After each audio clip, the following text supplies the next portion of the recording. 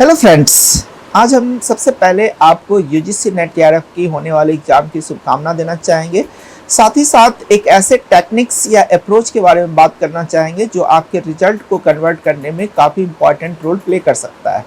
तो फ्रेंड, सबसे पहले हम पेपर 1 के बारे में बात करेंगे। जैसा कि हम लोग जानते हैं कि पेपर 1 के पास काफ़ी पोटेंशियल है कि आपके रिजल्ट को कन्वर्ट कर पाए। तो जनरली हम लोग देखते हैं कि जो स्टूडेंट पेपर को सॉल्व करते हैं वो 1 to 50 क्वेश्चंस को सॉल्व करने के लिए जाते हैं।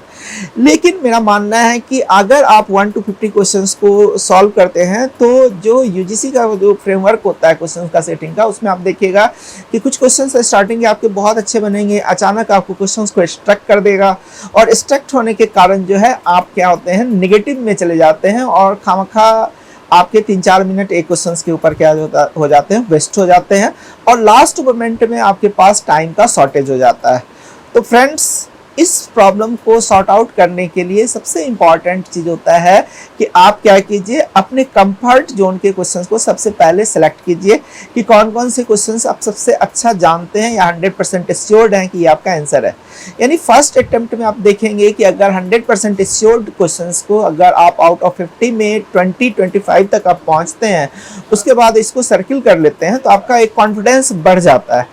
मेरा मानना है कि अगर आप पॉजिटिव माइंडसेट के साथ काम करते हैं तो वो काफ़ी इंपॉर्टेंट रोल प्ले करता है आगे के क्वेश्चंस को सॉल्व करने में।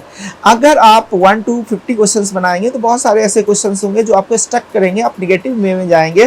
तो फ्रेंड्स, सबसे इंपॉर्टेंट चीज़ है कि आप एग्जाम हॉल के अंदर निगेटिव माइंडसेट से बाहर निकल के रखें और हमेशा पॉजिटिव इन्वायरमेंट में अपने माइंडसेट को रखें और इसको प्रोवाइड करने में आपको सेक्टोरियल क्वेश्चंस का जो सॉल्व करने का जो मेथड है वो आपके लिए काफ़ी यूजफुल रहेगा। तो सबसे फर्स्ट अटेम्प्ट में आप जो 100% श्योर्ड हैं आप उसको सॉल्व कीजिए, पॉजिटिव माइंडसेट आपका फ्लो होगा, फिर उसको सर्किल में आप कलर कर दीजिए। फिर सेकेंड अटेम्प्ट में जो आप 50-50 पे हैं उसको बनाइए। फिर थर्ड अटेम्प्ट में जो आप 25 के रेशियो में आप जा रहे हैं, 25-75 के रेशियो में जा रहे हैं, आप उसको अटेम्प्ट कीजिए।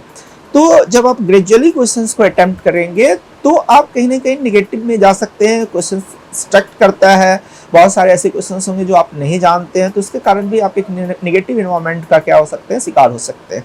तो फ्रेंड्स, जो ये टेक्निक्स है वो टेक्निक्स इस बात पे फोकस करना चाहता है या अप्रोच इस बात पे फोकस करना चाहता है कि आप सेक्टोरियल बनाइए 100% श्योर्ड वाले को, फिर 50-50% वाले के श्योरिटी को, फिर 25% वाले श्योरिटी को।